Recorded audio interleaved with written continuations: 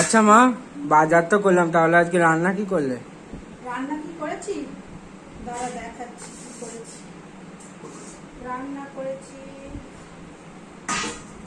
এই দেখ, গরম ভাত। ভাত না হলে তো আমার বাঙালি চলে না, ভাতটা আগেই দেখাতে হয়।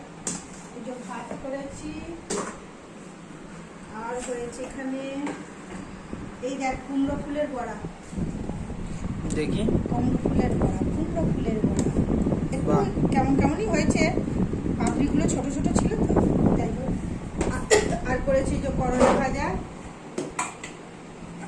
এখানে আছে ঝিঙে আলু পোস্ত। তোর বাপি তো মাংস খাবে না, ওই জন্য তো ঝিঙে আলু পোস্ত করেছি। বাবা আর এই মাংস যে করেছো এবার? ডিম ভাজা, মাংস করেছি।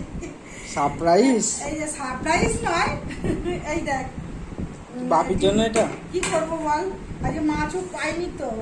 আর এই যে কলমি শাক ভেজেছি, আর এই যে কষা মাংস করেছি। বাহ, খুব ভালো হয়েছে। কষা কষা আলু দিইনি, জানিস তো, আলু দিলে ভালো লাগে না, একটু কষা কষাই করেছি। বলে খাবো আবার। মানা, এবার না মেয়েটাকে ডাকছি কত করে ভাত দেবো বলে, দেখ আসেও নেই।